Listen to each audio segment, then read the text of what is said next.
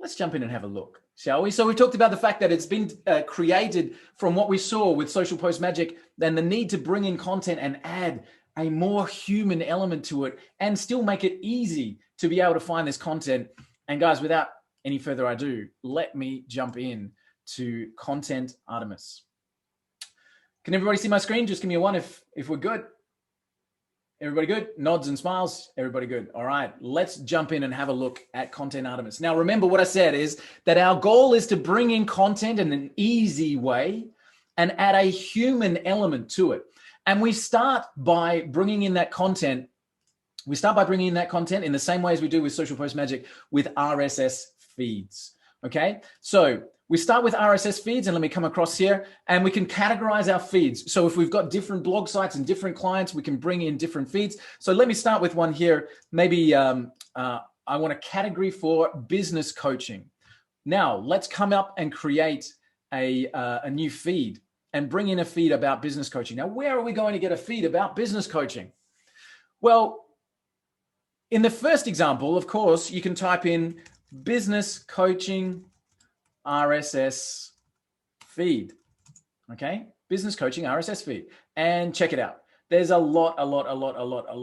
Okay, and you can get your RSS feeds literally just as easy as that. What if you really liked Neil Patel's blog? Right, Neil Patel is a genius when it comes to content marketing. So any WordPress blog, something for you guys to know, any WordPress blog, okay, you can pick up the feed by simply typing the word feed at the end of the URL. Okay, so for me, it's waltbayliss.com/feed. Okay, and it looks like this. When I look at neilpatel.com/blog/feed, this is what an RSS feed from Neil Patel's blog looks like. Okay, so one of the first things that you can know is you can bring in content from any WordPress site, and 35% of the web is WordPress, just by adding /feed onto the end. Okay, so I could bring in Neil Patel's blog. So let's drop this in. Let's create a new category for content marketing. Okay, and let's bring in Neil Patel's feed. So for content marketing category, I've got Neil Patel's blog, and I just copy and paste the feed in here. Generate. That's all I need to do.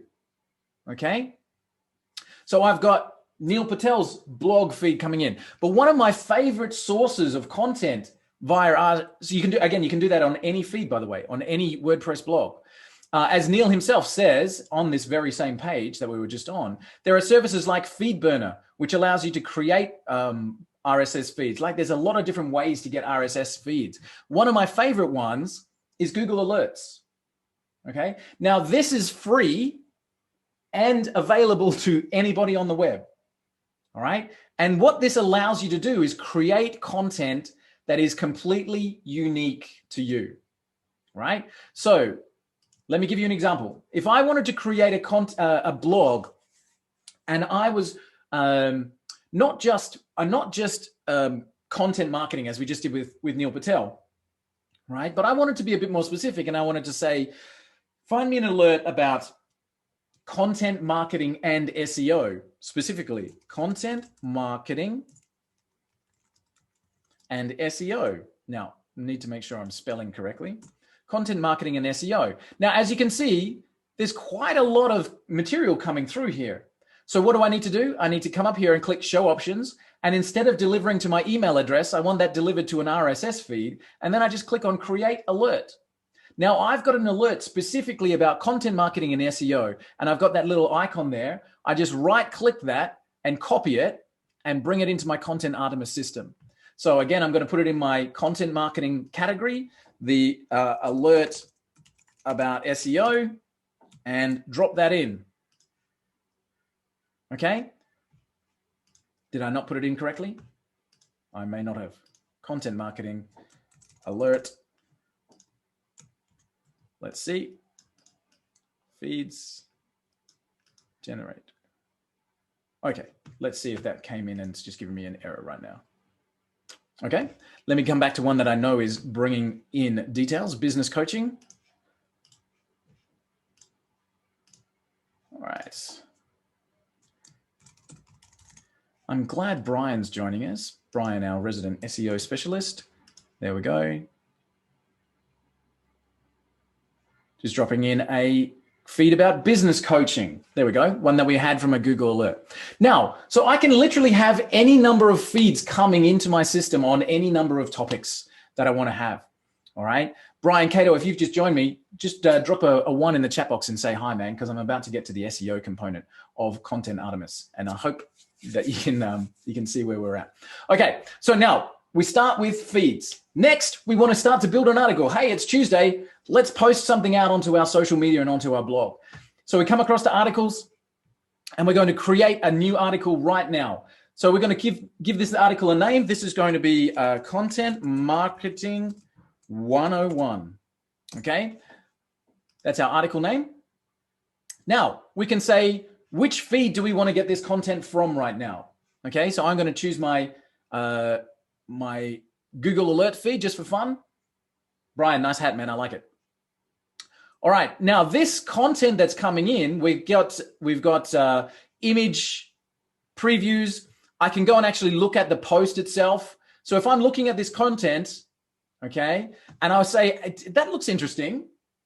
Is that the actual kind of content I really want to have right now? So I can load it up. Let's hope that it's not too much of a slow site. Okay, so we've got some good content there. That looks pretty good. So I can go through and say, yep, select that post. And in fact, I like that image panel as well. So I'm going to click on the image and select that post. Okay, scrolling down, dealing with a boss. There we go. Select that one. That looked good to me. Okay. How to engage your board members. That looks good to me. So I'm literally just choosing a few different articles from my feed.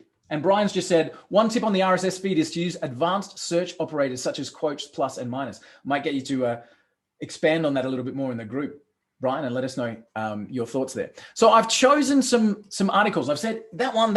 This is some great content. Let's see what we can put together from here. Okay. Now I go to the selection. I've selected those articles. And now I can see the full article and be able to pull content from there, starting with the image. If I like the image, I can click on the image and that's going to be added to my end article. Okay. Now watch what happens here. When I highlight text and let my mouse go, it pops up and says, whoa, let's look at this and see, is that the kind of content you want to add to your finished article? And that's what we're doing. We're literally just highlighting the bits we want. And I'm saying, yep, that's the text I want from this particular RSS article. I can look at this one and say, okay, I like that section of text. Add it in. Next. So I've got a couple of different things right now. I want this one. Okay. There we go. And so what I've done is I've pulled in some articles and now I've literally chosen the little bits from those articles that I really like. Now I can go to my editor and the last step is let's put in a video as well if you want to. So I can search for a video. Let's talk about content marketing. Okay, search by keyword in YouTube. I get all of the YouTube videos that pop up from that search term. Okay, and I can literally just add that video into my end article. Okay, so now when I get to my article, guess what? I've got the image that I added. I've got the content that I added. And this is really important to me anyway, from an ethics point of view. Every time we add content, it automatically adds the source of that content. Okay? So when we're curating content, we're attributing the original source. Now, all right, cite your source, rule number 1. Absolutely. All right? Every single time we're selecting a component, it's bringing in the source. Now, somebody can remove that if they want to. But from our perspective, we add it immediately. So now we've got a pretty cool article, right? Now we've got a pretty cool article. Now, Brian Cato, I'm going to ask you for your eyes just for a minute. Now, we want to have this article SEO ranked in the best possible way we can for a business word of, let's say, business coaching. So I'm going to say, let's go and have a look. How well are we doing with this business coaching? Now, the first thing it shows me is there's a lot of search terms here that I can use to generate content about business coaching. But when I look at the SEO optimization, I can check the content and see how I'm going live as I create this article. Live as I create this article. The focus keyword business coaching doesn't appear in the post title. Well, let's change that, shall we? Business coaching. Okay. All right. So that'll update in just a second. So now we go along and say, what else is missing? The post title is too short. That probably just fixed it in that second. I should add an H2. I should definitely add an H2. So I come in here and I hit the enter button. Watch what happens here, guys, because this is the human element of creating amazing curated content. As I hit the enter button, I get the option to add all kinds of blocks. I can add in images, paragraphs, headings, block quotes, audios, media files, download links, HTML, literally anything I want to. Okay. So I want to add in a heading right now. All right. So I'm going to add in a heading that says business coaching is an essential skill. Okay. So that we can start to improve our SEO. The focus keyword business coaching doesn't appear in the first paragraph. Well, let's change that as well. So we come in here, business coaching. All right. I'm literally building my very best opportunity to have my content ranking from the moment that I publish it. So let me check it again, see how we're doing. We've ticked off a few, haven't we? Okay. Doesn't appear in the first paragraph. Did I not put it up here? I might need to go back and through. But guys, can you see? And it also says the word business coaching is not appearing enough times in your text. So I need to come down here and add it a few more times. Business coaching. Now, obviously, I'm being silly by just inserting random words in random places, but you get my point. Okay. So this is true content curation, being able to take snippets and then curate them. Okay. Now, one of the cool things that we've added here is what we call a snippet library, because as I'm curating this content, there are going to be things that I want to put in here all the time, as in a link to my website, maybe. All right, a call to action. So I can come in here and drop in a snippet straight from my snippet library. Okay. So I drop in here a snippet. Okay. One of my things here is a snippet. Actually, let me show you my snippet library first. So my snippet library, I've got in here a snippet. Agency Bud is the software program for digital agents. Add our software to your business to find out more about recurring revenue. Right? So I can just add that in. Can we place all the sources at the end of the article? Ron, that's a great question. At the moment, they all come in directly under the piece of text itself, but I like that suggestion. Okay. So snippet libraries, we can upload a CSV file. So if you've got lots of pre-written content you want to add in there, you can upload it as a CSV.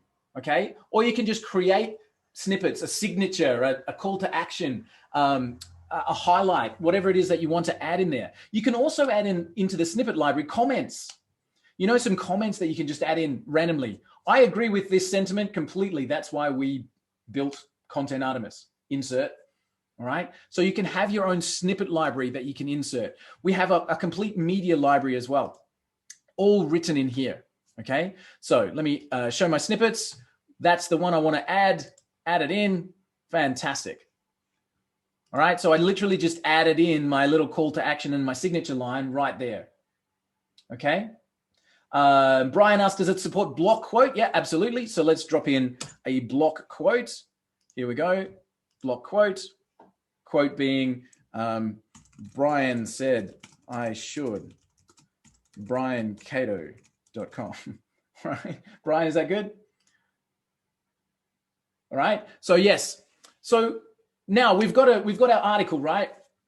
We're ready to go. We've checked our SEO. Looks good. Looks amazing. Everybody happy? And now I can publish this out. All right.